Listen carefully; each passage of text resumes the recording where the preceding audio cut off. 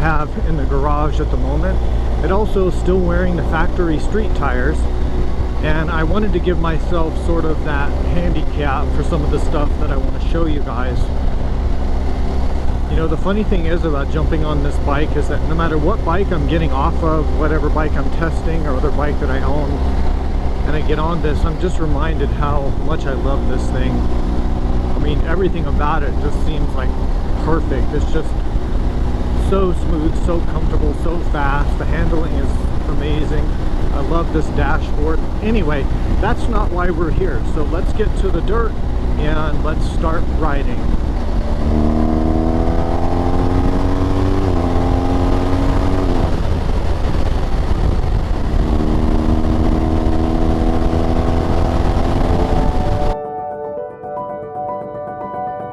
Okay, we finally made it to the dirt. So the third mistake that I see a lot of people making is standing up all the time.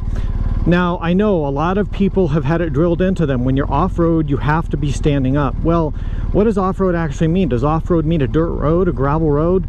Well, no, of course not. You don't need to be standing the whole time. So let me show you kind of when you should be standing and when you shouldn't be standing. So on a road like this, what's the purpose of standing up? It's a flat dirt road. There might be a couple tiny ruts. There's just not much going on. So there's really no point of standing up, because standing up takes a lot of extra energy that you don't need to spend.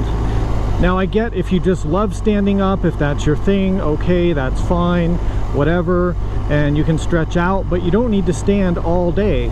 If you're gonna go on an all-day adventure ride, you're going to save a lot more energy by sitting down in areas where the terrain is not technical.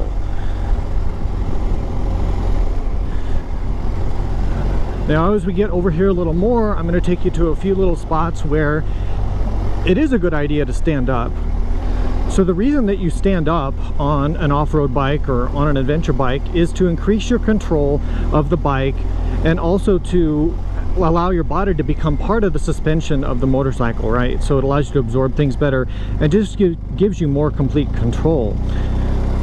So here we're going to cross this little kind of dip, this little wash, and we're on a 600-pound GS with street tires. So you know what, this might be a time when I want to stand up. So all I do here is stand up and go ahead and get through that section, and then when I'm done, I'm back on a dirt road. I can sit down again, start cruising along. You have to remember that an adventure bike is not a motocross bike. You know, you're not racing a dirt bike around a track. So for most of the time, you don't really need to be standing. It just allows you that extra measure of control in tricky technical situations. So I could definitely sit down and go through this little technical area, but I just have a little bit more confidence if I go ahead and stand up on the bike. My control is increased, I can see further ahead, I can move around more.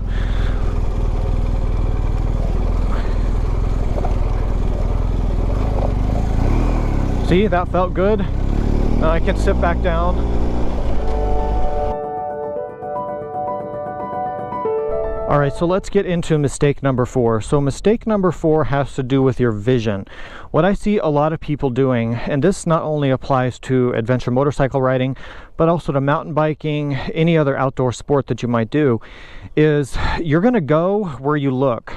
Your vision is everything. I can't emphasize that enough. If you want to crash less, you need to practice looking ahead on the trail, out in the distance more, up ahead, instead of right in front of your wheel or right down through your windshield. So let me show you what I mean. Let's get going here.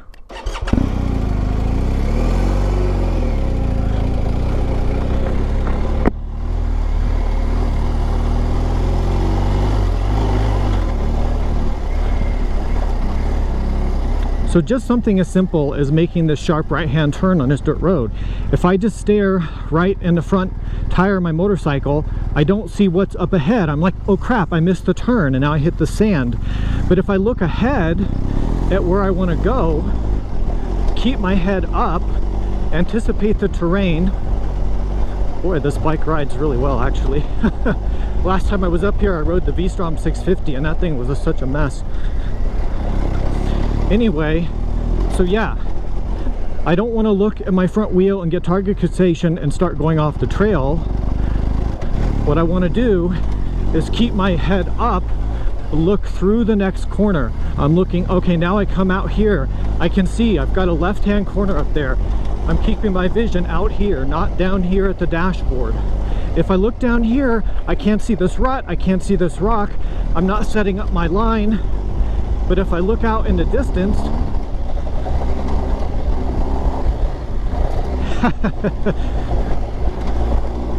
have a little fun.